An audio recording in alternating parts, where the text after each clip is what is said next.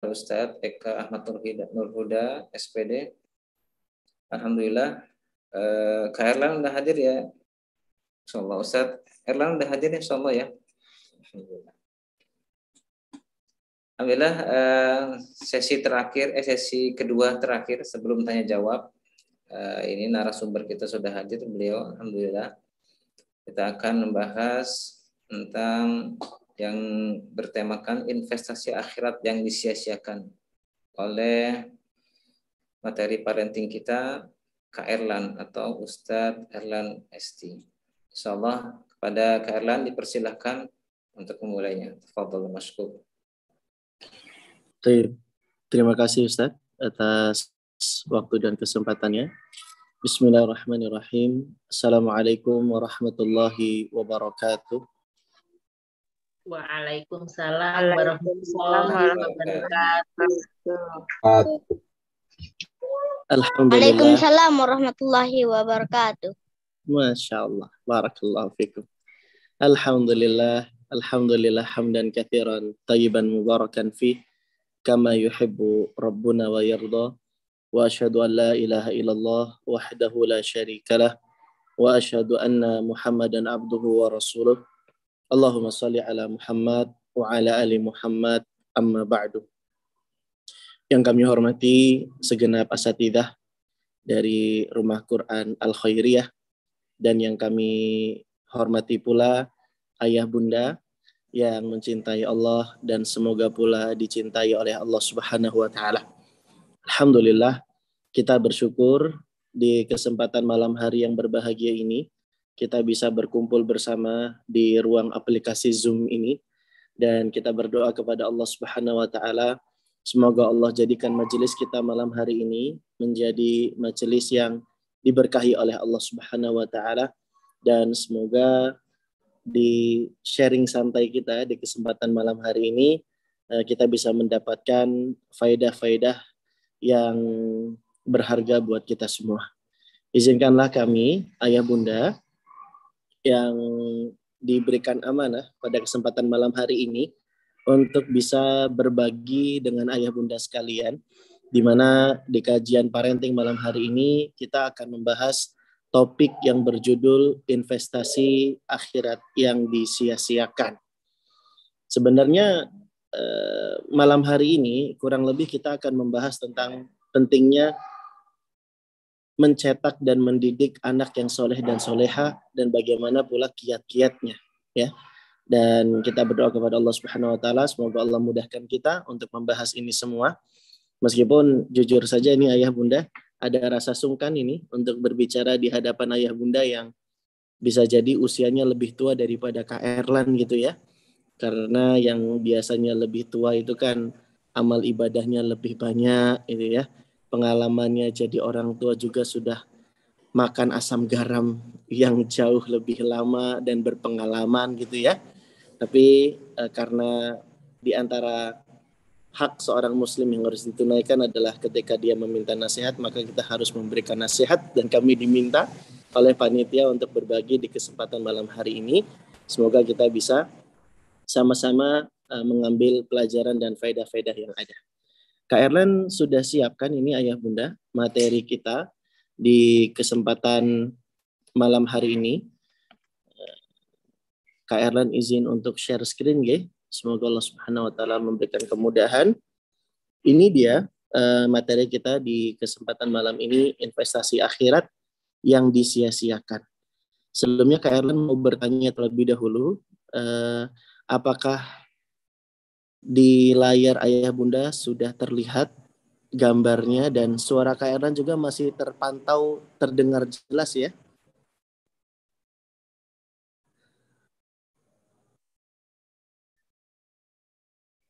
Mungkin bisa bantu respon lewat komen atau jelas ya. Alhamdulillah, baik. Terima kasih ayah bunda semua dirahmati oleh Allah. Mari kita mulai belajar bersama ya ayah bunda di kesempatan malam hari ini. Semoga Allah berikan kemudahan buat kita semua. Yang pertama, Kak Erlan ingin sampaikan kepada ayah bunda bahwa kita sebagai orang tua, ternyata kita itu adalah sosok-sosok yang istimewa. Saking begitu istimewanya, sampai-sampai Allah Subhanahu wa taala bersumpah dengan menyebut orang tua. Wa walidi wa ma walad, dan demi bapak dan anaknya.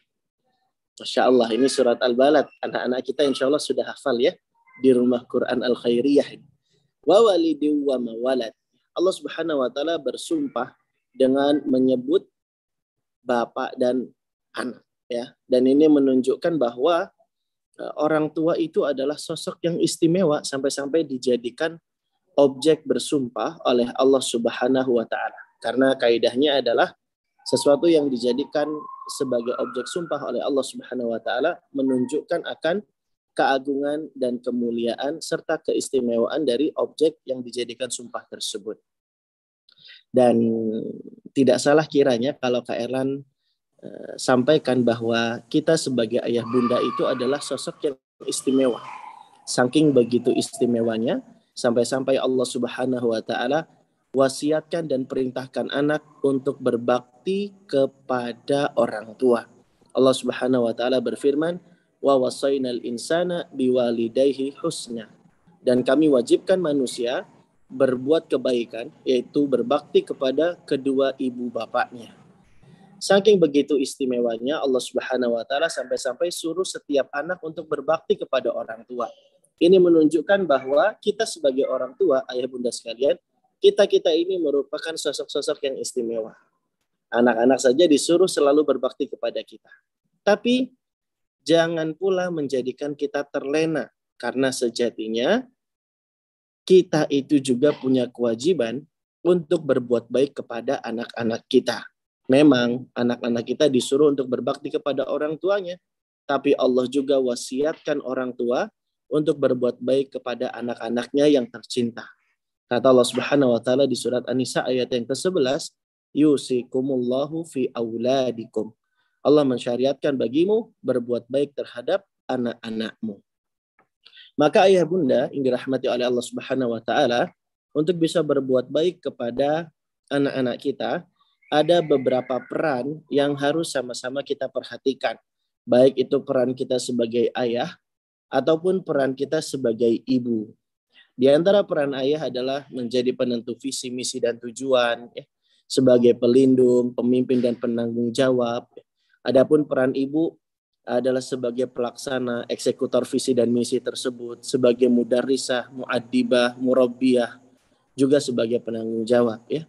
Dan anak-anak nanti akan banyak belajar dari sosok ayah bundanya. Anak-anak akan belajar dari sosok ayah tentang tanggung jawab, kedisiplinan, ya, kemudian tentang prinsip, pengelolaan emosi, life skill, dan lain hal sebagainya. Adapun dari ibunda, anak-anak itu akan belajar tentang bahasa, intelijensi, akhlak dan adab, mengenal emosi, kasih sayang, ketabahan, kesabaran, empati, dan lain hal sebagainya. Maka ayah bunda, untuk bisa berbuat baik kepada anak, kita harus menjalankan peran kita dan mentransfer poin-poin pembelajaran penting yang bisa kita tanamkan pada diri anak. Ayah bunda sekalian dirahmati oleh Allah Subhanahu wa taala, para abah dan ummahat sekalian yang mencintai Allah dan semoga pula dicintai oleh Allah Subhanahu wa taala. Ketahuilah bahwa status kita sebagai orang tua kelak nanti akan ditanya oleh Allah Subhanahu wa taala. Karena Nabi SAW pernah bersabda, kullukum ra'in wa kullukum mas'ulun. Setiap kalian adalah pemimpin dan setiap kalian nantinya akan ditanya. Seorang imam adalah pemimpin dan ia bertanggung jawab atas rakyat yang dipimpinnya. Seorang laki-laki adalah pemimpin di keluarganya dan ia bertanggung jawab atas keluarga yang dipimpinnya. Dan seorang wanita adalah pemimpin di rumah suaminya dan dia juga bertanggung jawab atas apa yang dipimpinnya. Setiap kita nanti akan ditanya tentang apa yang sudah kita perbuat di rumah kita. Bagaimana keluarga kita, bagaimana pendidikan anak-anak kita. Kullukum ra'in wa kullukum mas'ulun. Setiap kalian adalah pemimpin. Nah, sebenarnya ini dari segi makna bahasa ya ayah bunda, ra'in ini sebenarnya maknanya adalah penggembala ya. Ra'in ini maknanya sebenarnya adalah penggembala ya. Namun lebih sering kita jumpai terjemahannya adalah sebagai pemimpin gitu ya. Nah, karena memang sejatinya antara pemimpin dan penggembala itu ada banyak sekali kemiripan. Kalau penggembala itu kan harus tahu ya tujuan hewan gembalaannya ini mau dibawa ke arah mana. Begitu juga dengan pemimpin, artinya pemimpin itu harus punya visi dan misi. Keluarganya mau dibawa kemana, anak-anaknya mau dijadikan apa. Penggembala itu harus sabar di dalam menangani hewan gembalaannya. Begitu pula dengan pemimpin. Pemimpin harus sabar dalam mengurusi orang-orang yang dipimpinnya. Termasuk pula dengan ayah bunda yang menjadi pemimpin harus sabar di dalam menghadapi anak-anaknya. Yang namanya penggembala juga harus tahu detail-detail tentang hewan gembalaan yang sedang diarahkannya. Begitu pula kita sebagai ayah bunda, kita ini juga harus tahu tentang detail-detail karakter ataupun kepribadian dari anak-anak kita.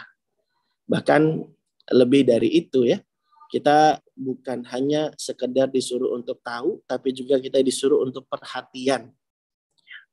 Nah, ayah bunda semua dirahmati oleh Allah Subhanahu wa taala, pertanyaan renungan buat kita adalah, sudahkah kita benar-benar menjadi penggembala yang sebenarnya? Dalam tanda kutip, sudahkah kita benar-benar menjadi pemimpin yang benar-benar menentukan visi dan misi, benar-benar mengarahkan ke arah yang tepat, benar-benar memperhatikan dan juga mengetahui dengan detail bagaimana diri dari anak-anak kita. Kelak kita akan ditanya. Maka malam hari ini kita akan berusaha merenungi dan berkaca tentang diri kita sebagai orang tua. Sudahkah kita benar-benar mengarahkan anak-anak kita? Karena anak-anak ini adalah investasi yang tidak boleh kita sia-siakan. Karena kelak kita akan ditanya. Sebab kita semua ayah bunda punya kewajiban untuk mendidik. Allah Subhanahu wa taala berfirman di Quran surat At-Tahrim ayat yang ke-6. Ya ayyuhalladzina amanu qu anfusakum wa ahlikum nar. Ya ayyuhalladzina amanu, wahai orang-orang yang beriman. Kata Ibnu Mas'ud, kalau ketemu ayat yang diawali dengan seruan ya ayyuhalladzina amanu, pasang telinga kalian, pasang hati kalian. Kenapa? Karena setelah seruan ya ayyuhalladzina amanu hanya berisi dua kemungkinan. Yang pertama, bisa jadi perintah yang kita disuruh untuk mengerjakan, atau bisa jadi itu berupa larangan yang kita disuruh untuk meninggalkan. Jadi setelah seruan wahai orang-orang yang beriman, pasti isinya cuma dua kemungkinan saja, perintah atau larangan. Nah, di surat At-Tahrim ayat yang ke-6 ini, setelah Allah mengucapkan ya ayyuhalladzina amanu, kemudian Allah firmankan ku anfusakum wa ahlikum nar. Jagalah dirimu dan keluargamu dari api neraka. Kata Ad-Dhahhak yang wafat pada tahun 102 Hijriah, beliau menerangkan bahwa seolah-olah pada ayat ini Allah mengisyaratkan perintah, yakni i'malu bi ta'ati wa ta'allamu wa 'allimu ahlikum maftaratu 'alaikum wa 'alaihim. Kata Imam Ad-Dhahhak, di dalam surat At-Tahrim ayat yang ke-6 ini, di dalam kalimat jagalah dirimu dan keluargamu dari api neraka, seolah-olah terkandung perintah yang berbunyi, beramalah kalian dengan menaatiku, wa ta'allamu wa 'allimu ahlikum maftaratu 'alaikum wa 'alaihim, dan belajarlah kalian dan ajarkanlah ilmu kepada keluargamu tentang sesuatu yang aku wajibkan kepadamu dan kepada keluargamu. Nah, perhatikan ini ayah bunda sekalian dirahmati oleh Allah. Dalam kalimatnya Ad-Dhahhak ini ada kata-kata ta'allamu dan 'allimu. Kita sebagai orang tua ternyata jika ingin menjaga diri dan keluarga kita dari api neraka, kuncinya adalah kita itu belajar dan kita mengajarkan. Maka dari sini para ulama menyebutkan bahwa orang tua itu punya kewajiban untuk mendidik anak. Dan hal ini senada dengan apa yang diterangkan oleh Ali bin Abi Thalib ketika menafsirkan firman Allah di surat At-Tahrim ayat yang ke-6 ini. Kata Ali bin Abi Thalib ketika menafsirkan firman Allah, ya ayyuhalladzina amanu qu anfusakum wa ahlikum nar, jagalah diri kalian dan keluarga kalian dari api neraka. Bagaimana cara menjaga diri dan keluarga dari api neraka? Kata Ali bin Abi Thalib, allimuhum wa atibuhum. Ajarilah keluarga dengan ilmu dan didiklah keluarga dengan adab. Sehingga ini adalah seruan buat para orang tua agar mereka bersemangat untuk mendidik anak-anaknya. Sehingga sejatinya ayah bunda, para abah dan ummahat sekalian, kewajiban mendidik itu beban utamanya ada di pundak orang tua. Namun orang tua boleh mencari partner. Orang tua bisa bersinergi dan berkolaborasi dengan guru. Nah, ini yang harus kita pahami terlebih dahulu. Karena sebagian para orang tua itu, mereka menganggap kalau anaknya sudah diserahkan kepada lembaga pendidikan, maka kewajiban mendidik sebagai orang tua sudah gugur. Ada yang beranggapan demikian dan kita katakan ini keyakinan dan anggapan yang tidak benar. Sebab kewajiban mendidik itu senantiasa melekat pada sosok orang tua. Oleh karenanya ketika orang tua mengamanahkan anaknya pada sebuah lembaga pendidikan, maka orang tua tetap memberikan kontrol, mengawasi, perhatian kepada anaknya, berkoordinasi dengan gurunya gitu ya. Dan itu artinya orang tua memang harus tetap terus-menerus semangat belajar agar bisa senantiasa mengajarkan ilmu kepada anak-anaknya. Oleh karenanya orang tua di saat prosesnya sembari belajar, orang tua juga boleh berpartner dengan guru-guru buat anak-anak kita gitu ya. Nah, mungkin salah satunya di RQ Al-Khairiyah ini gitu ya. Oleh karenanya cari guru agama yang baik buat anak-anak kita, karena Abul Ishaq Al-Jubniyani pernah menuturkan la tu'allimu auladakum illa indar rajul al-hasanuddin fadinu sobi ala dini muallimihi. Janganlah kalian pilihkan pengajar bagi anak-anak kalian melainkan orang yang baik agamanya. Sebab kualitas agama sang anak bergantung dengan kualitas agama pengajarnya.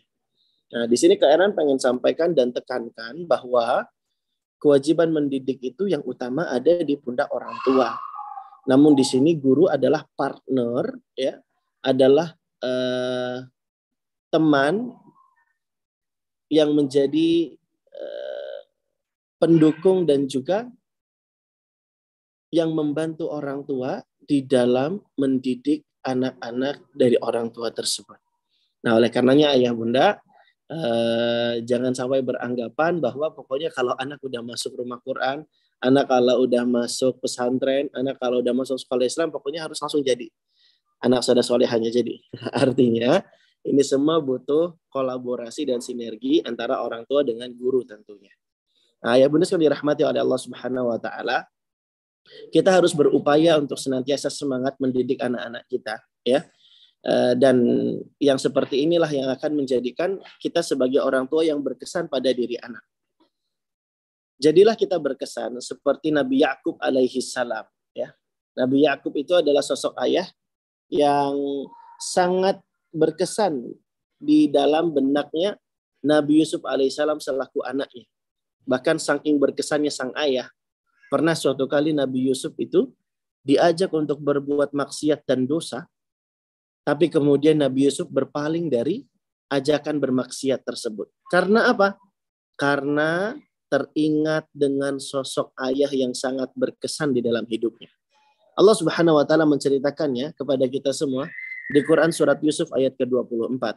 Kata Allah Subhanahu wa taala, "Wa laqad hammat bihi wa hamma biha laula an ra'a burhana rabbih. Kadzalika linasrifa anhu su'a wal fahsya innahu min ibadinal mukhlasin."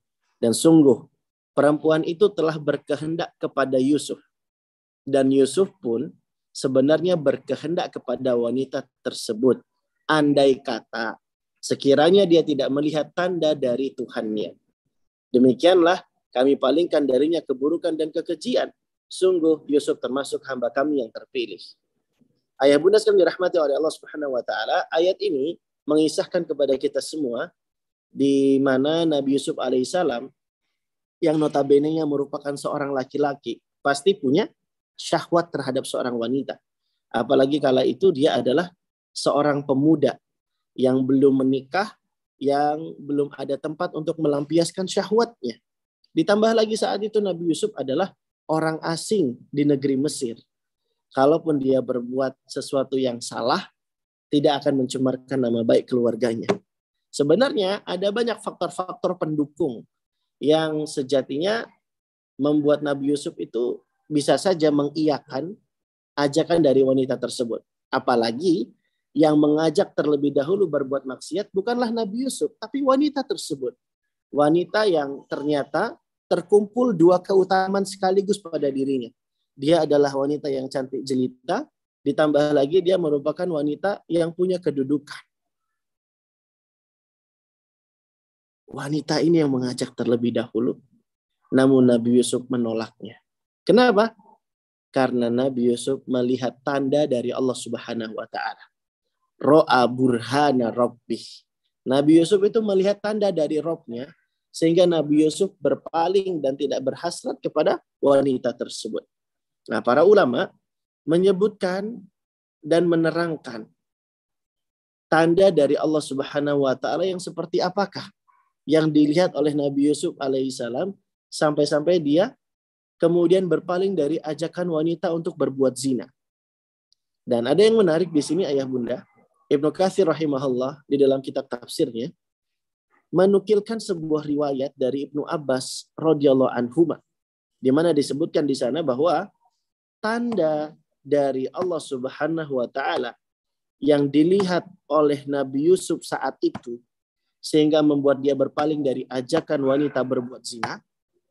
Apa bentuk tanda tersebut? Ternyata kata Ibnu Abbas, salah satu riwayat menyebutkan bahwa tanda dari Allah yang dilihat oleh Nabi Yusuf adalah sosok sang ayah yang tiba-tiba hadir di dalam benaknya dalam keadaan sedang menggigit jarinya.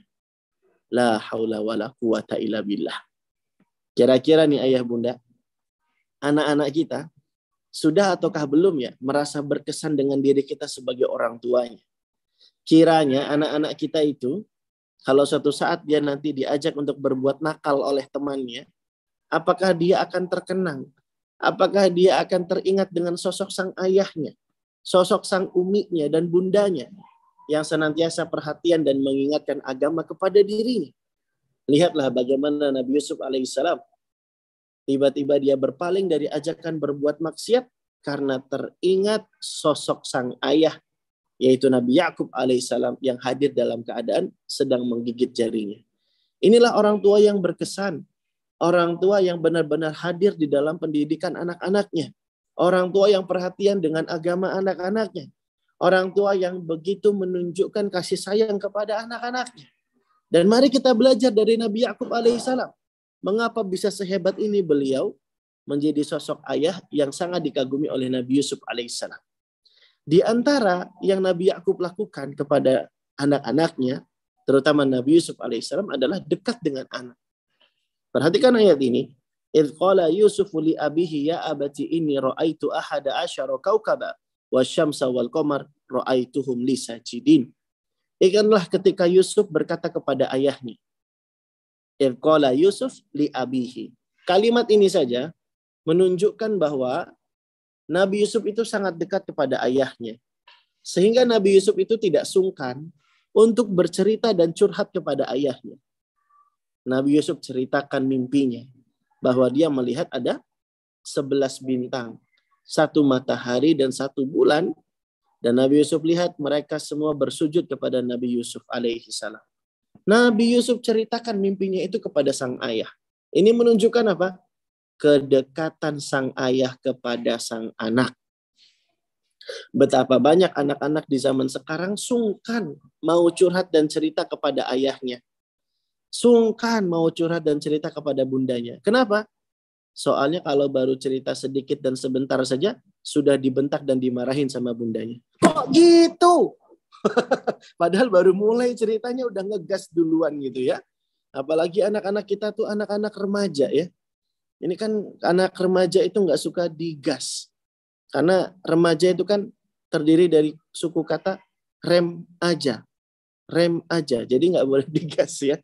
Jadi memperlakukan remaja harusnya lebih santai ya. Sebagaimana kata Syekh Nasir Ahmad At-Thayyar di dalam kaidah yang sangat masyhur bahwa annu amila abna'ana bihasabi marhalatihim al-umuriyah. Bahwa kita disuruh untuk memperlakukan anak-anak kita sesuai dengan fase usianya. Kata beliau melanjutkan, la'ib waladaka sab'an wa adibhu sab'an wa sahibuhu sab'an.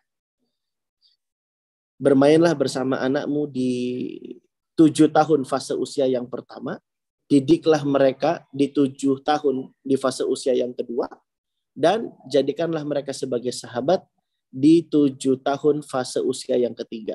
Jadi 0 sampai 7 tahun, umumnya kita ajak anak itu bermain, berbahagia, bergembira bersama mereka.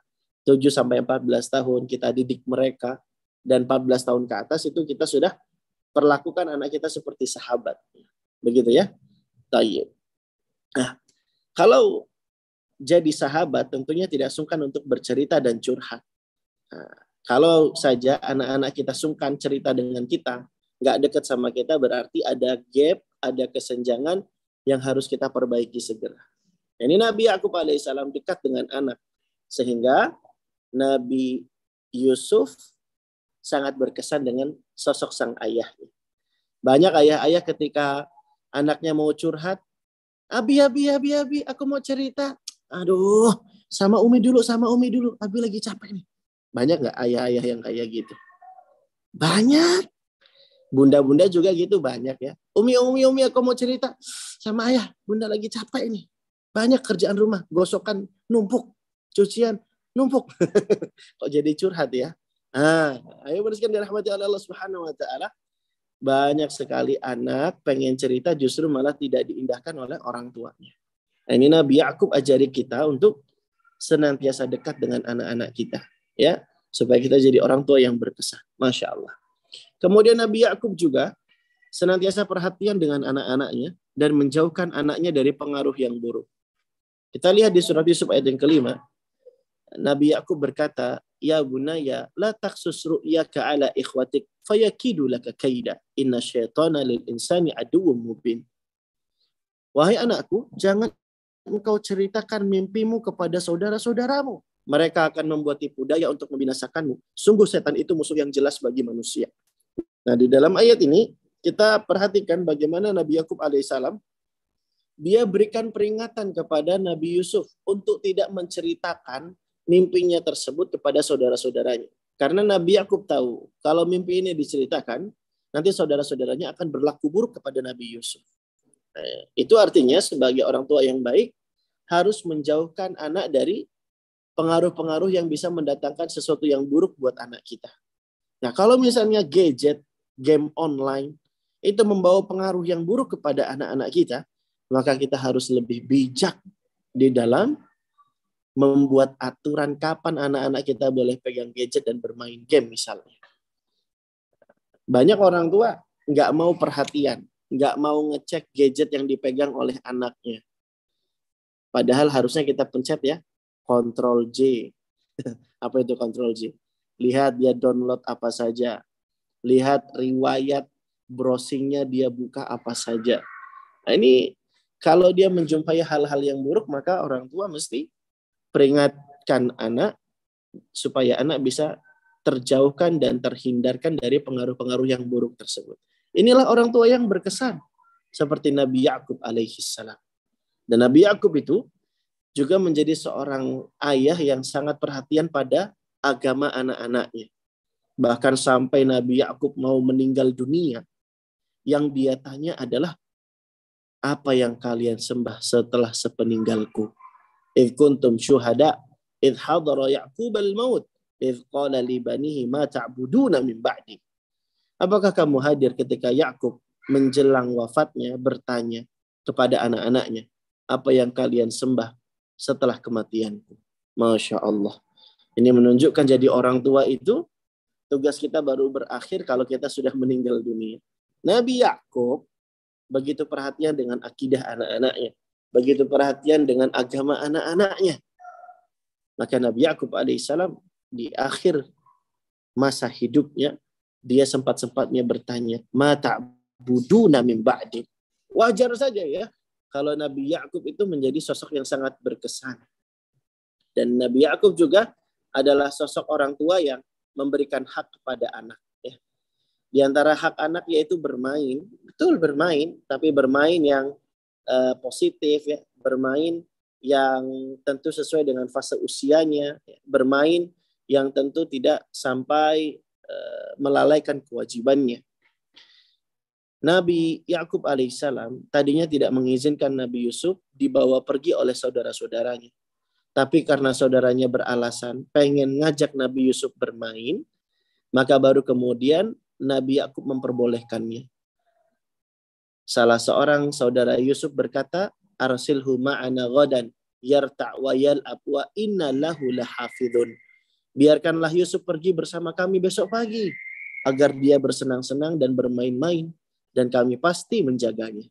Gara-gara ada kalimat ini, Nabi Yakub jadi mengizinkan Nabi Yusuf diajak pergi oleh saudara-saudaranya. Yang ternyata itu adalah cikal bakal awal mula Nabi Yusuf mendapatkan ujian musibah yang bertubi-tubi datangnya. Masya Allah. Tayyib. Ala kulli hal kita pengen mengambil hikmah bahwa Nabi Yakub itu sangat perhatian dengan hak anak. Karena di antara hak anak di fase-fase tufulah ya, fase-fase 0 sampai 7 tahun yaitu bermain, gitu ya. Adapun kalau anak kita sudah mulai besar, ya tentu kita kontrol bermainnya, jangan sampai bermain yang melalaikan, dan fokus kita adalah mendidik dan menjauhkan pengaruh-pengaruh buruk dari anak-anak kita tersebut. Nah, kalau orang tua tidak perhatian dengan anak, ya umumnya inilah yang akan membuat anak-anak menjadi rusak. Ibnu Qayyim rahimahullah mengatakan, "Idza tabartal fasada fil aulad, ra'aita ammatahu min kibalil aba." Jika kamu perhatikan kerusakan yang terjadi pada diri anak, maka engkau lihat yang menjadi penyebab secara umumnya adalah karena faktor ayahnya atau karena faktor orang tuanya. Ini kata Ibnu Qayyim ya, bukan kata Kak Erlan. Tapi kata Ibnu Qayyim di kitab Tuhfatul Maudud bi Ahkamil Maulud. Beliau katakan demikian, pada umumnya ya, meskipun tidak selalu ya. Pada umumnya kalau ada anak yang rusak, maka yang dicurigai pertama kali adalah orang tuanya. Tayyib. Nah, karena pada dasarnya ya, anak-anak itu adalah bayangan dari bentuk orang tuanya. Anak-anak itu akan belajar dari orang tuanya. Kalau orang tuanya tidak baik, anak-anak juga biasanya juga tidak baik. Ketika orang tua baik tapi tidak perhatian pada pendidikan anak-anaknya, ya anak-anak juga jadi ikut-ikut tidak baik. Nah, gitu ya. Jadi berarti untuk menjadi orang tua ternyata kita perlu belajar ya ayah bunda ya. Masya Allah. Semoga Allah bimbing dan mudahkan kita semua ini ya. Karena jadi orang tua itu memang perlu belajar, sebab anggota keluarga itu kan belajar kepada kita selaku orang tuanya gitu ya. Fudail bin Iyad suatu kali bercerita, Ro'a Malik bin Dinarin rajulan yusi'u salatahu. Faqala ma arhamani bi iyalihi.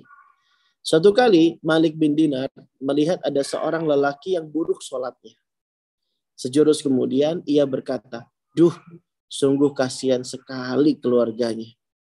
Faqila lahu, "Ya Aba Yahya, yusi'u hadha salatahu wa tarhamu iyalahu." Lalu ada yang bertanya kepada Malik bin Dinar. Tadi kan Malik bin Dinar bilang, "Duh, sungguh kasihan sekali keluarganya." Malik bin Dinar ini merasa kasihan dengan keluarga dari lelaki yang buruk sholatnya tadi, gitu. Maka ada yang bertanya kepada Malik bin Dinar, "Ya Aba Yahya, wahai Aba Yahya, yusi'u hadha salatahu wa tarhamu iyalahu." Kan tadi yang buruk sholatnya laki-laki itu. Tapi mengapa yang dikasihani justru malah keluarganya? Maka Malik bin Dinar pun menjawab, "Innahu kabiruhum wa minhu yata'allamu." Kata Malik bin Dinar, sesungguhnya laki-laki tadi adalah yang paling tua di keluarganya. Anggota keluarganya akan belajar darinya. Makanya Malik bin Dinar mengatakan kasihan sekali keluarganya. Padahal yang dilihatnya adalah laki-laki dewasa yang buruk sholatnya. Dan Malik bin Dinar langsung berkesimpulan, kasihan keluarganya karena keluarganya akan belajar sholat yang buruk juga dari laki-laki dewasa tersebut yang kualitas sholatnya tidak baik. Ala kulli hal ayah bunda, kita ingin mengambil pelajaran berharga di sini, pentingnya kita untuk memperbaiki diri kita. Kesulitan terbesar mendidik anak adalah mendidik diri kita sendiri gitu ya. Karena kita mau tidak mau harus menyadari bahwa jadi orang tua memang perlu belajar, perlu memperbaiki diri kita. Sungguh menjadi musibah kalau kita sudah jadi orang tua tapi tidak peduli dengan kualitas agama diri kita sendiri. Kata Abdullah bin Mubarak, min a'zamil masa'ib lirrajul an ya'lama min nafsihi taqsiran thumma la yubali wa la yahzanu alaihi.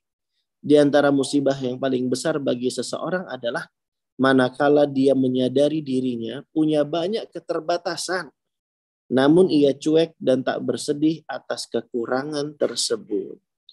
Maka ayah bunda, mari sejenak kita merenung dan berkaca tentang keterbatasan kita, tentang kekurangan kita sebagai ayah ataupun bunda, sebagai orang tua bagi anak-anak kita.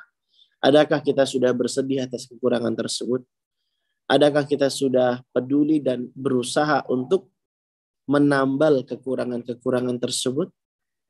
Maka ayah bunda yang dirahmati oleh Allah Subhanahu wa taala, ini renungan buat kita semua agar kita bisa menjadi orang tua yang berkesan pada diri anak, sehingga anak itu menjadi investasi yang sangat berharga buat kita, bukan menjadi investasi yang kita sia-siakan.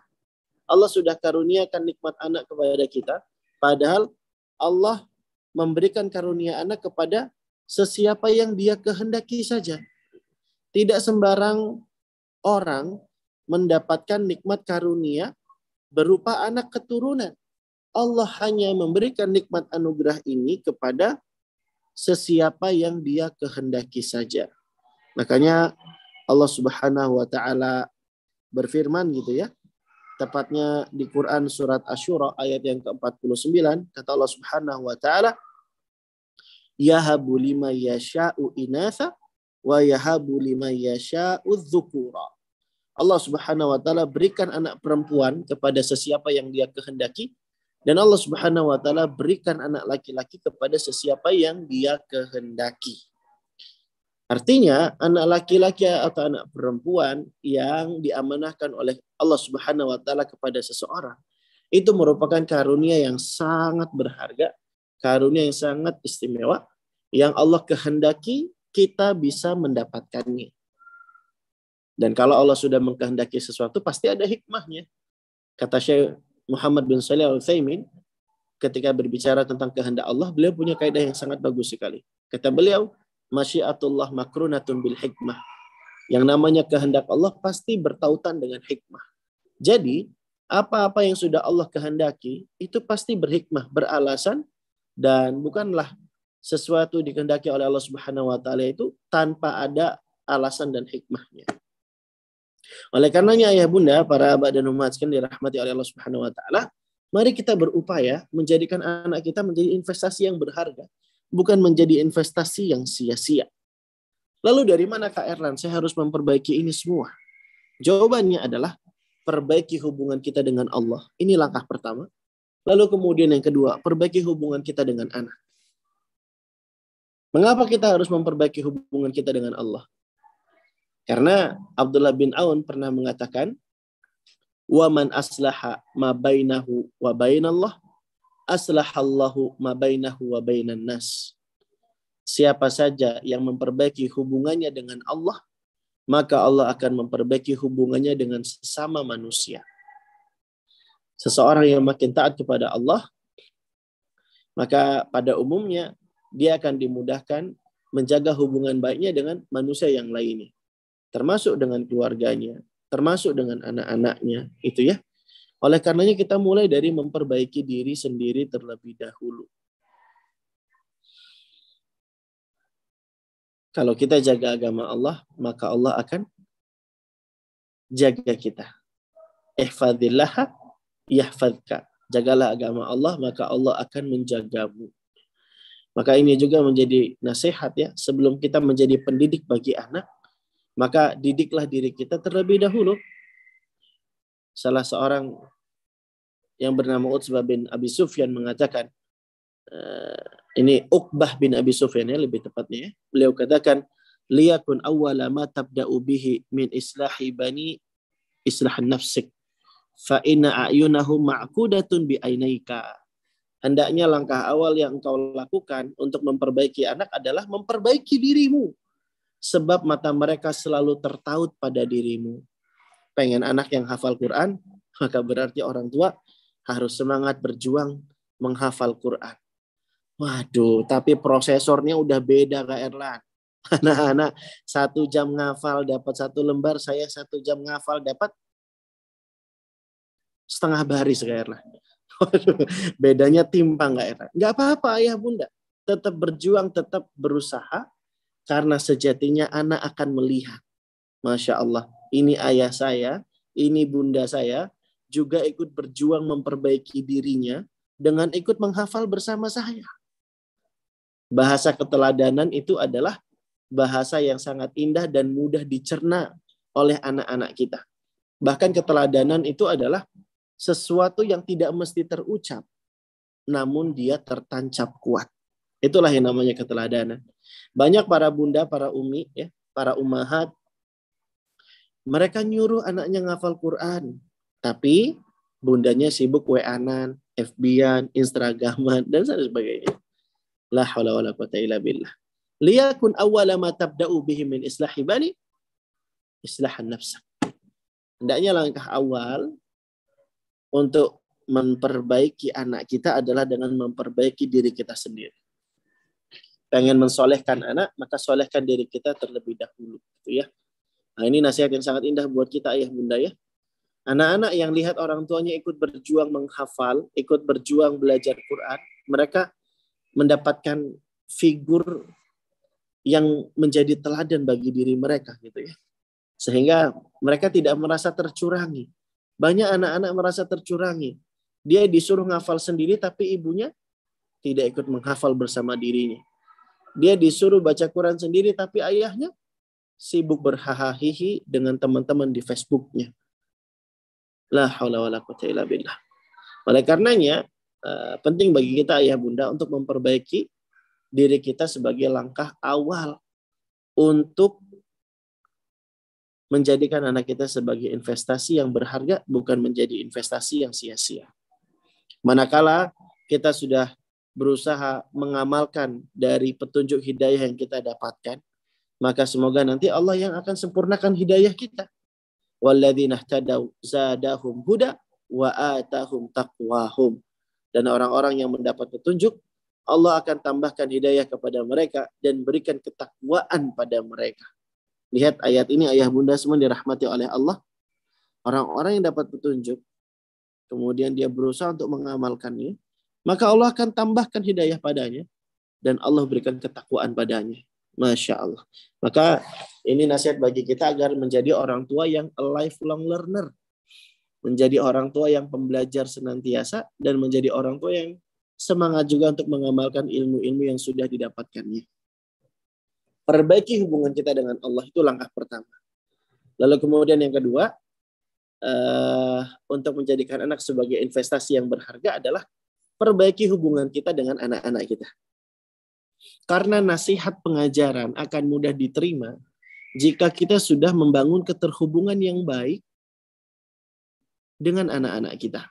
Kalau hati anak sudah tertambat, kalau hati anak sudah tertaut dengan kita, maka nasihat-nasihat yang kita sampaikan akan lebih mudah diterima.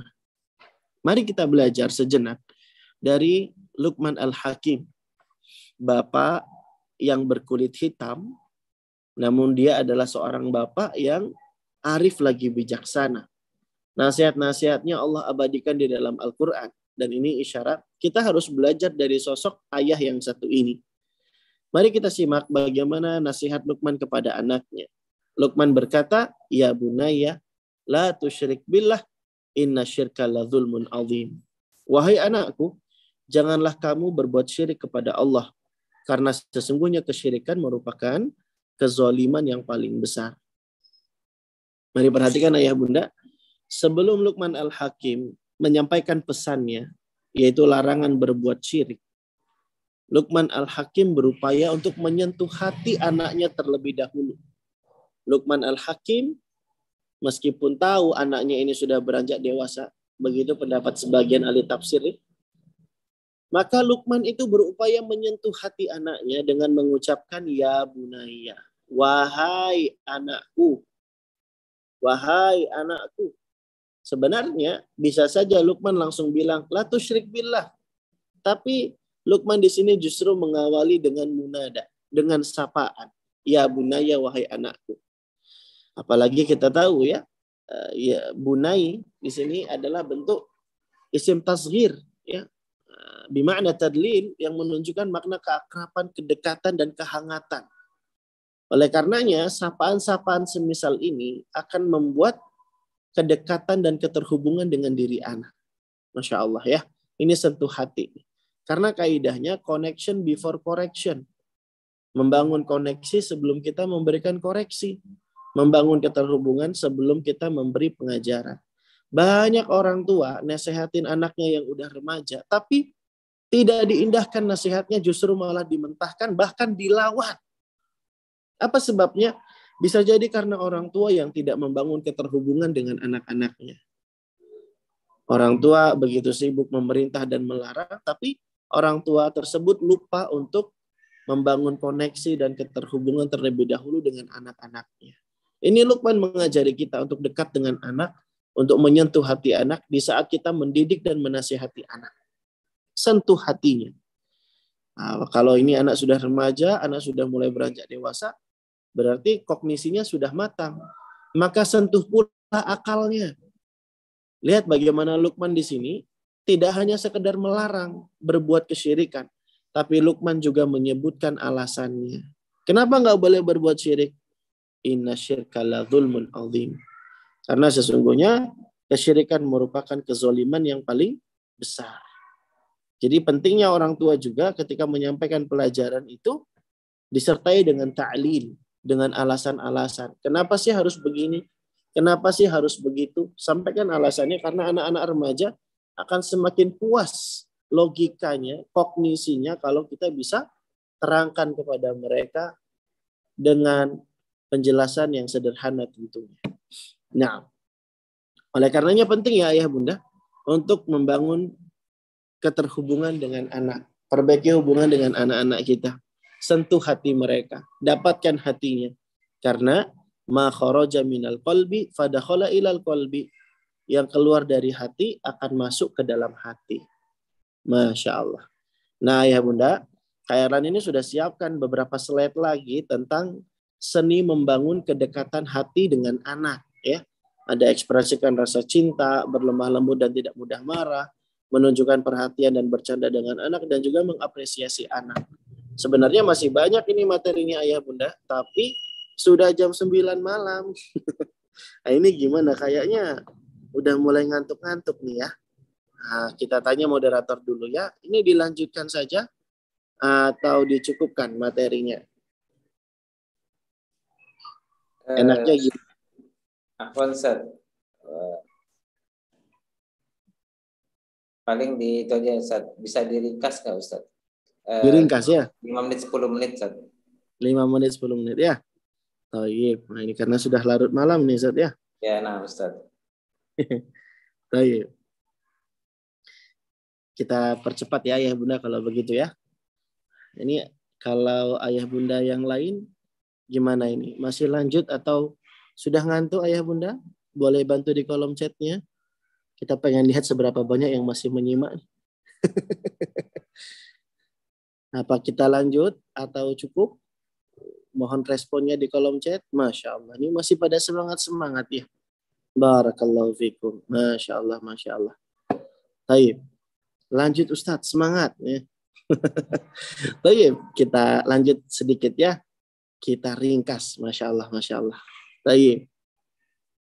Baik, tadi kan kita masih dalam kerangka pembahasan perbaiki hubungan dengan anak ya. Dapatkan hati anak. Nah, ini kita pengen membahas lebih lanjut dan lebih detail, tapi secara ringkas ya. Bagaimana contoh dari Nabi SAW yang beliau itu pandai sekali mendapatkan hati anak. Nah, ada 4 hal di sini, Kak Eran akan jabarkan satu-satu. Semoga Allah memberikan kemudahan ya.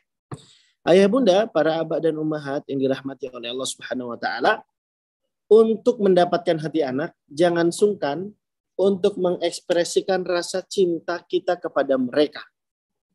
Kak Erlan, tapi anak saya udah gede, Kak Erlan, udah remaja. Apa nggak apa-apa? Nggak apa-apa. Nabi SAW justru mencontohkan kita semua kepada Mu'adz bin Jabal. Waktu itu Mu'adz bin Jabal sudah beranjak besar. Dan Nabi SAW ingin mengajari Mu'adz bin Jabal hafalan doa yang disunahkan untuk dibaca setiap akhir sholat. Insya Allah ayah bunda sudah hafal nih doanya.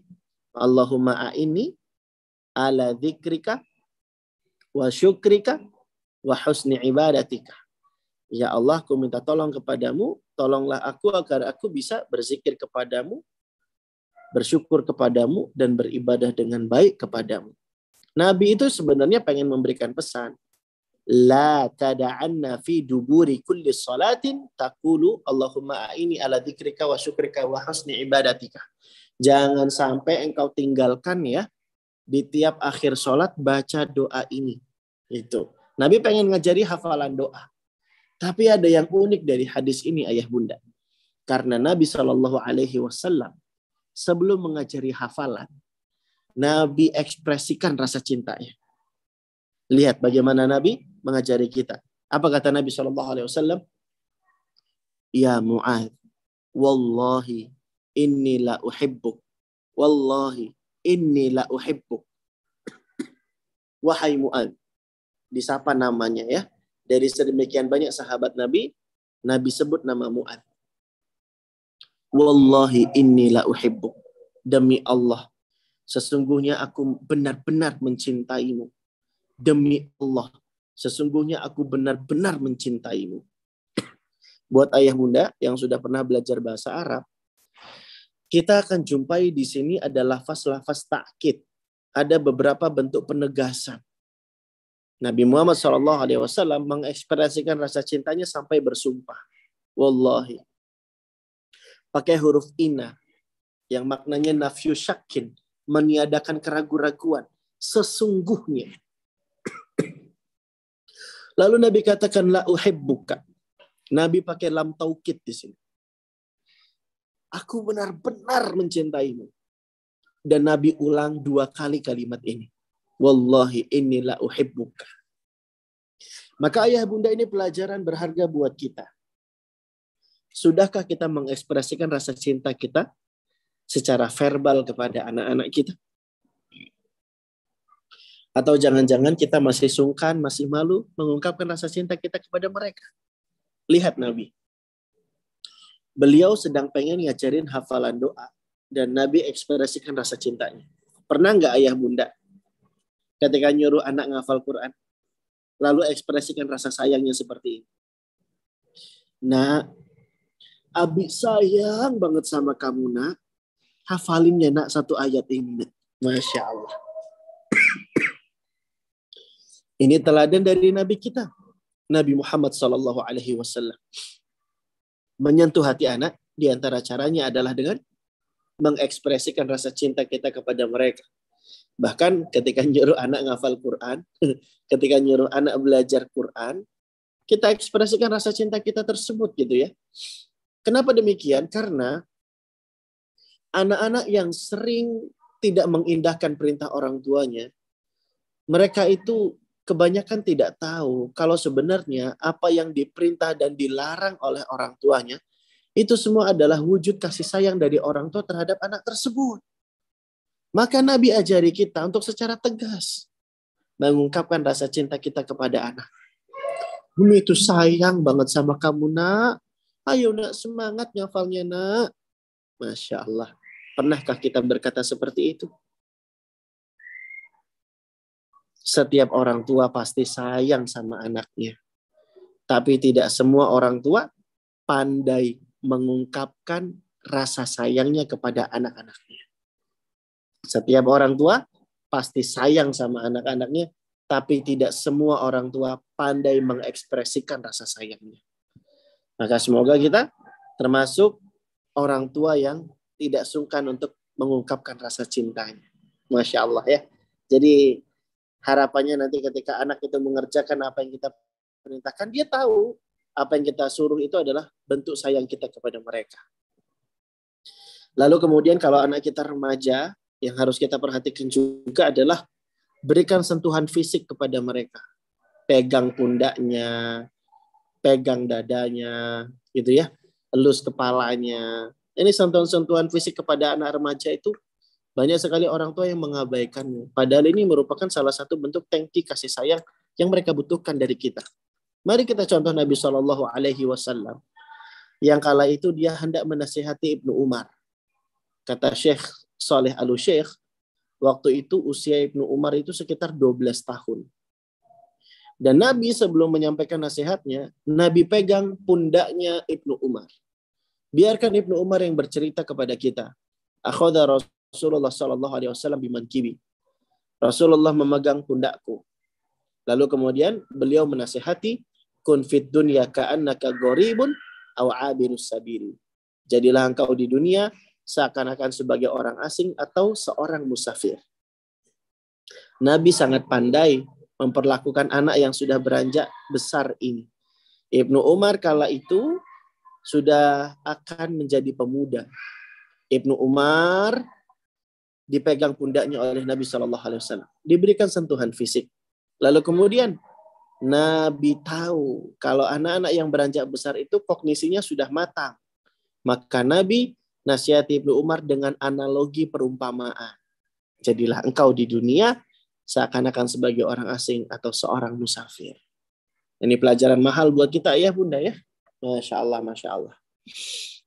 Nah, jadi di antara seni mendapatkan hati anak adalah dengan ekspresikan rasa cinta lewat verbal ataupun lewat sentuhan fisik. Ya. Lalu kemudian berusaha untuk berlemah lembut dan tidak mudah marah. Ya. Tidak semua marah itu tercela. Ada marah-marah yang justru malah diperkenankan di dalam proses pendidikan. Ya. Tapi kita harus sepakat bahwa hukum asal di dalam mendidik itu adalah dengan kelemah lembutan. Marah boleh dengan alasan yang dibenarkan, dengan alasan yang bisa diterima dengan akal. Tapi nggak boleh terlalu berlebihan, karena hukum asalnya pendidikan adalah dengan pengasuhan. Anas bin Malik bercerita, Khodamtu Rasulullah sallallahu alaihi wasallam asyros sinin. Aku membantu Nabi 10 tahun lamanya. Fama qala li ufin qattu. Selama itu beliau tidak pernah mengucapkan sekalipun kepadaku. Bahkan pernah suatu kali Anas bin Malik disuruh mengerjakan sesuatu, Anas bin Malik malah mangkir, dia bermain bersama teman-temannya di pasar. Kira-kira Bunda marah nggak Bun? Kalau anaknya disuruh malah main sama temennya? Nggak marah sih Kak Eran, paling tak gitu ya.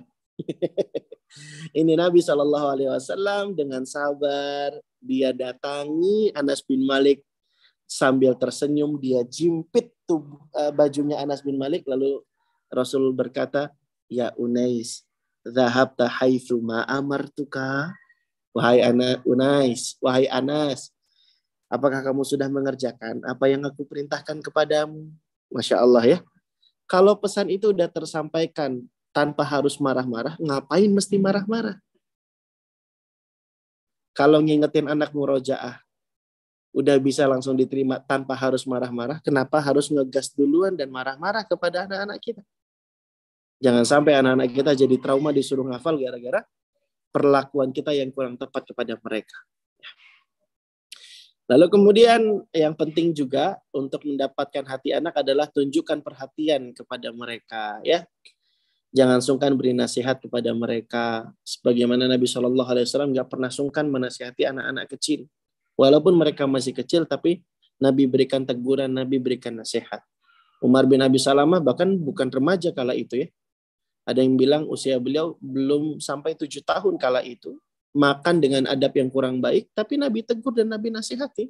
Ya ghulam, samillaha wa kul biyaminik wa kul mimma yalik. Wahai nak, sebut nama Allah, makan dengan tangan kanan dan makan yang ada di hadapan. Makan yang ada di dekatmu gitu ya.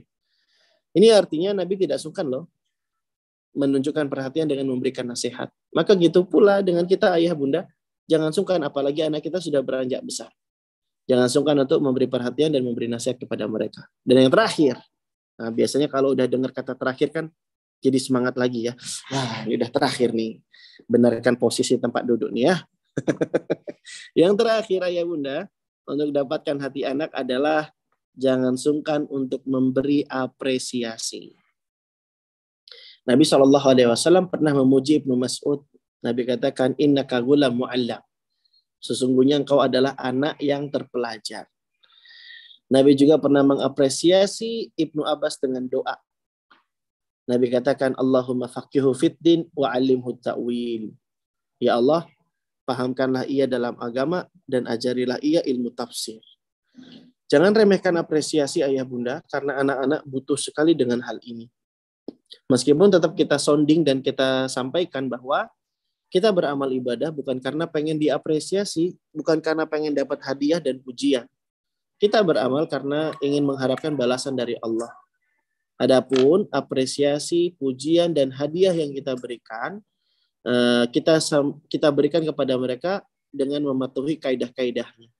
Di antara kaidah-kaidah penting dalam memberi apresiasi adalah yang pertama, jangan sering-sering, ya, sesekali saja, karena kasratul imsas tumitul ikhsas, banyaknya intensitas mematikan sensitivitas.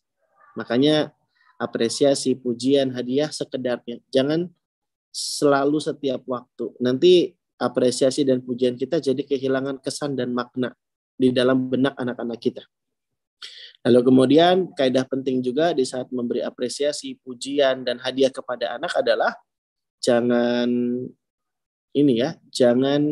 lupa untuk mensonding bahwa apa yang kita berikan berupa pujian dan hadiah itu tidak ada apa-apanya dengan balasan dari Allah Subhanahu wa taala. Jadi jangan sampai anak itu nggak mau beramal ibadah karena kalau bukan diiming-imingi dengan hadiah dan pujian dari kita. Jangan sampai demikian. Ini anak yang candu dengan apresiasi namanya, ya. Nggak boleh seperti ini. Jadi tetap ada sounding-sounding sehingga memberi apresiasi itu bagus, namun diperhatikan kaidah-kaidahnya, ya. Nah, termasuk anak kita yang udah ngafal Quran, apresiasi mereka.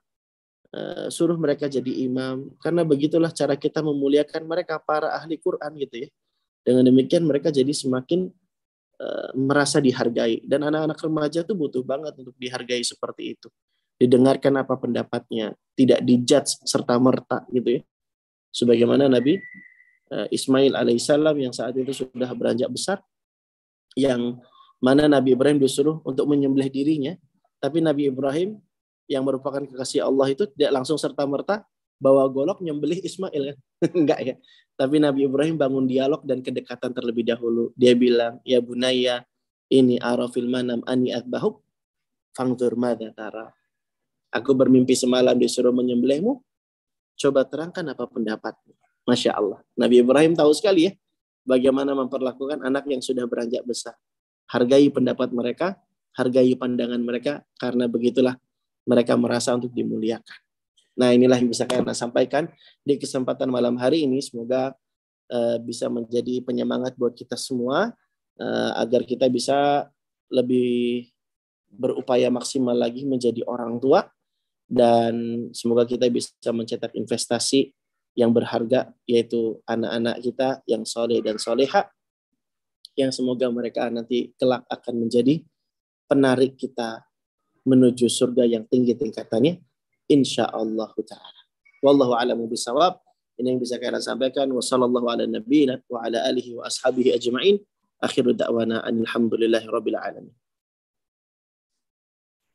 Jazakallah khairan kepada Ustadz Erlan atas materinya yang sudah diberikan kepada kita semua.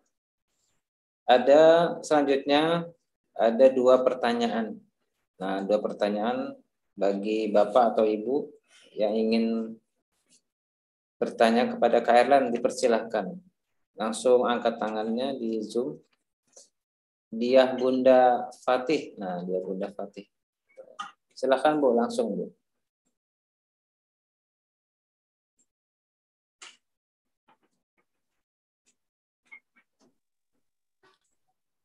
Atau Ibu Nindi.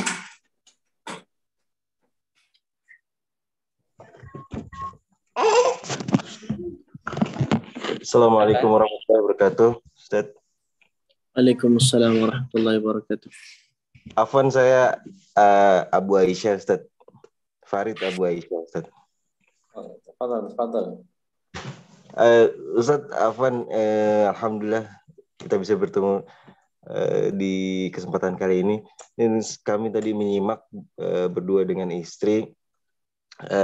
Ada pertanyaan bahwa apa yang Ustaz berikan ini, alhamdulillah memang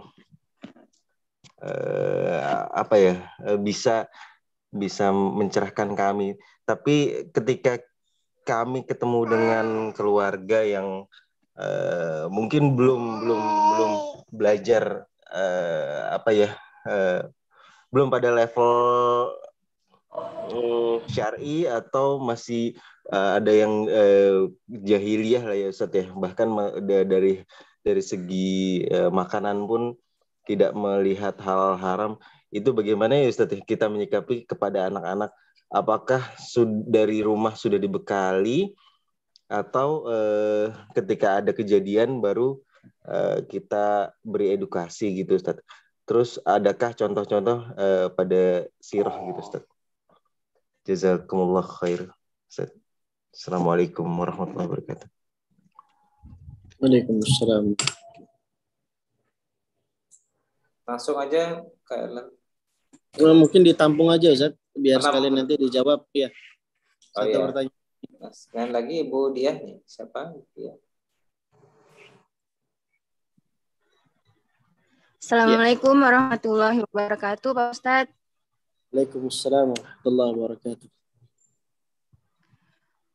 Afwan Pak Ustadz, mau tanya kalau apa ya, anak angkat gitu Pak Ustadz. Kalau anak angkat itu bagaimana ya Pak Ustadz?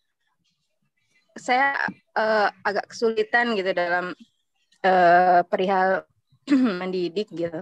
Jadi kalau anak sendiri itu kalau saya lagi marah ngerti gitu, maksudnya ngerti kalau saya marah terus langsung dia berbuat kebaikan yang saya perintahkan gitu. Sedangkan kalau yang ini, yang anak angkat ini, kalau saya lagi marah, dia malah tambah bikin saya kesel gitu Pak Ustadz. Gimana caranya biar emosi itu tetap stabil gitu Pak Ustadz.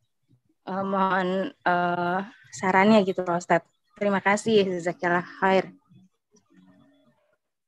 Baik. Alhamdulillah, assalatu wassalam ala rasulillah, wala hawla wala quwata illa billah, amma ba'du. Ya, tadi ada pertanyaan pertama dari Abu Aisyah ya, kalau tidak salah ya. Beliau bertanya terkait dengan mungkin sederhananya adalah visi misi yang berbeda ya di dalam pengasuhan, metode-metode dan mindset-mindset di dalam parenting dan mendidik anak yang agak berbeda dengan keluarga besar.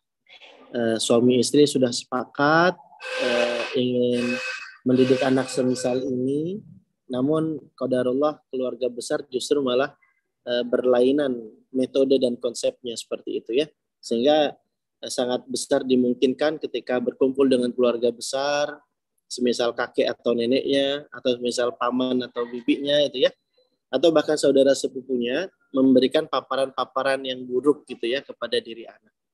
Ya, yang pengen pertama kita sampaikan adalah Pak, bahwa kata Syekh Muhammad Qutb ya, beliau katakan untuk mendidik anak secara ideal dan islami di masa sekarang ini sangat susah sekali. Ini kata Syekh Muhammad Qutb ya. Beliau katakan kalau mendidik anak secara islami di masa ini hambatan dan tantangannya banyak. Kenapa demikian? Karena harus mempersiapkan sekolah yang islami, pasar yang islami, jalan yang islami, lingkungan yang islami, gitu ya. Kemudian tempat bermain yang islami. Gitu. Jadi kalau pengen didik anak islami di zaman sekarang ini memang tantangannya sangat berat sekali. Kita harus siapkan keluarga yang islami, bahkan keluarga besar yang islami juga. Gitu. Ala kulli hal, kita memang tidak disuruh untuk meratapi hal-hal yang kita amat sayangkan yang terjadi di masa kita ini. Daripada kita mengutuk kegelapan, lebih baik kita menyalakan lilin ya. Lalu bagaimana kalau misalnya ini anak kita terpapar hal-hal yang negatif? Maka tugas kita adalah menetralisir paparan-paparan negatif tersebut. Misalnya anak main dengan anak tetangga, pulang-pulang kok udah ngerti ngomong kasar. Sering nggak ayah bunda mendapat yang seperti itu? Ini pulang-pulang kok udah nyebut istilah-istilah yang nggak pernah kita ajarkan. Nah, ini berarti datangkan kampanye-kampanye positif agar bisa menetralisir paparan-paparan yang negatif.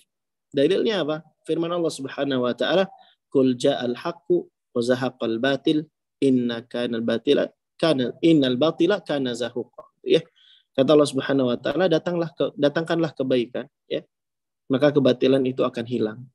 Jadi kalau pengen menghilangkan kebatilan, perbanyak terus konten-konten kebaikan gitu kan ya.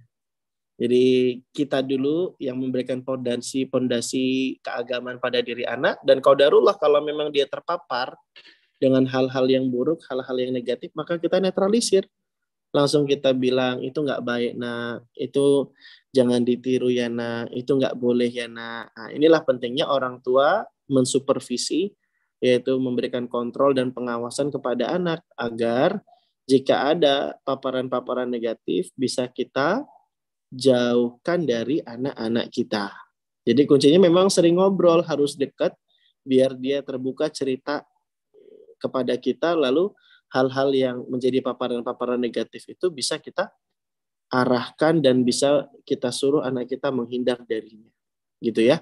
Oleh karenanya memang kuncinya kedekatan, kuncinya juga kita sering ngobrol dengan anak, berkomunikasi, dan kalau dia dapat paparan-paparan negatif, kita netralisir paparan-paparan itu. Sambil kita terus banyak minta pertolongan kepada Allah Subhanahu wa taala gitu ya. Karena memang segala kebaikan itu di tangan Allah, termasuk penjagaan Allah terhadap anak kita itu adalah kuasanya Allah Subhanahu wa taala. Nah, oleh karenanya perbaiki amal ibadah kita, semoga dengan demikian Allah akan jaga anak-anak kita. Karena kesolehan orang tua itu berdampak dengan penjagaan terhadap diri anak. Sebagaimana kisah di surat Al-Kahfi ya, ada 2 anak yatim yang dijaga hartanya oleh Allah Subhanahu wa taala lantaran karena apa? Karena Allah katakan wa kana abuhuma sholihah. Karena kedua orang tua dari 2 anak yatim tersebut adalah orang yang soleh. Sehingga Allah jaga mereka, Allah jaga harta 2 anak yatim tersebut karena lantaran kesolehan orang tuanya. Maka jika pengen anak-anak kita dijaga, maka perbaiki hubungan kita dengan Allah Subhanahu wa taala. Lalu kemudian pertanyaan yang kedua, ya, bagaimana ini dengan anak angkat ya, yang qadarullah bandel gitu ya. Kalau anak kandung kayak dinasihati mudah, kalau anak angkat kok sulit gitu ya. Ibu, semoga Allah kuatkan ibu. Kami doakan semoga Allah senantiasa membimbing dan memberikan taufik dan hidayah kepada ibu. Menghadapi anak bandel, ya, nggak cuma anak angkat, terkadang anak kandung juga ada yang bandel gitu ya. Menghadapi anak bandel ini, kami teringat dengan cerita yang dibawakan oleh Ibnu Abi Hatim ya, di dalam kitab tafsirnya Ad-Darul Mansur, menyebutkan sebuah riwayat yang isinya bercerita tentang Abu Ma'syar yang merasa agak kerepotan mengurusi tingkah laku anak kandungnya sendiri, yang qadarullah anaknya ini nakal sekali, bandel sekali. Ini bukan cuma anak angkat, tapi anak kandung bahkan dia. Ini memperlakukan anak bandel, ini gimana nih gitu ya. Maka Abu Ma'syar ini curhat, mengadukan anaknya tersebut kepada Tolhah bin Musarrif rahimahullah. Lantas Tolhah bin Musarrif pun menasehati Abu Ma'syar.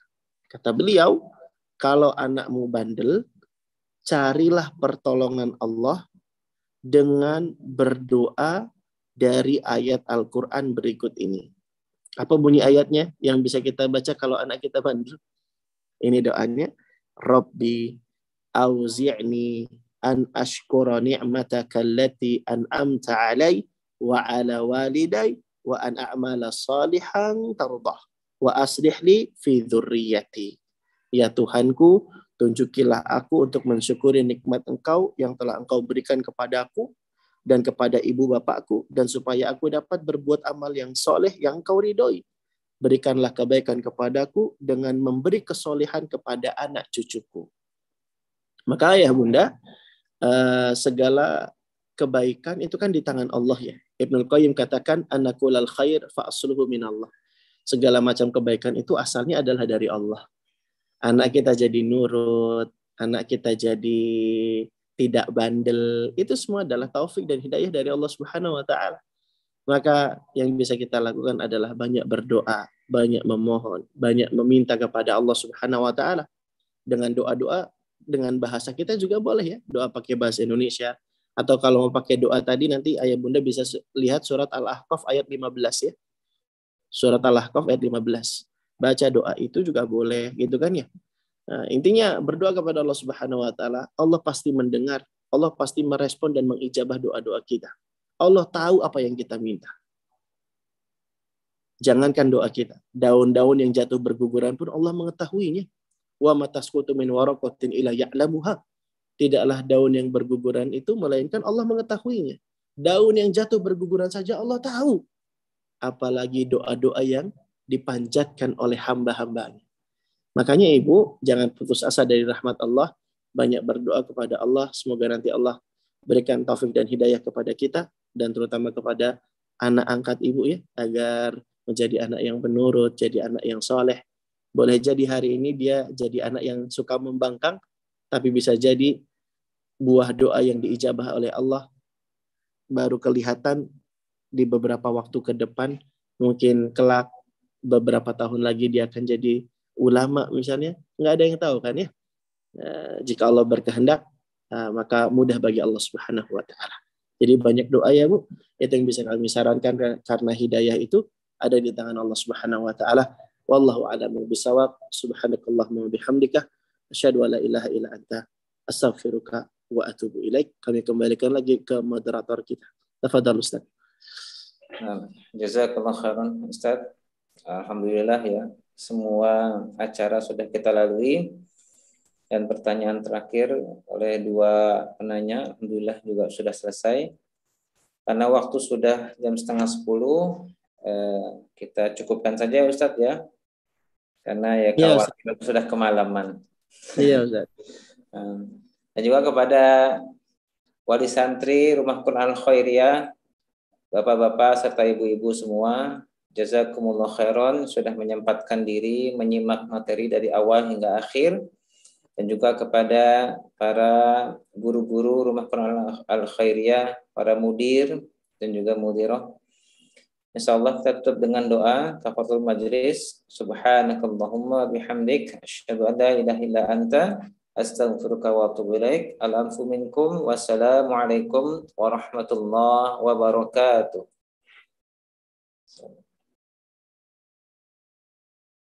Warahmatullahi wabarakatuh. Waalaikumsalam warahmatullahi wabarakatuh.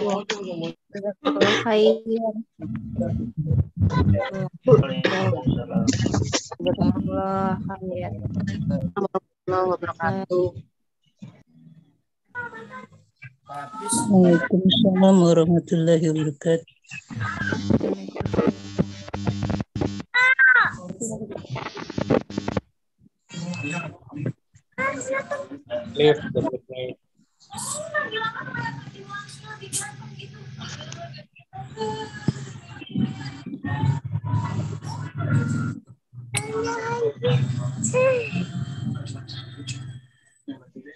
Potong.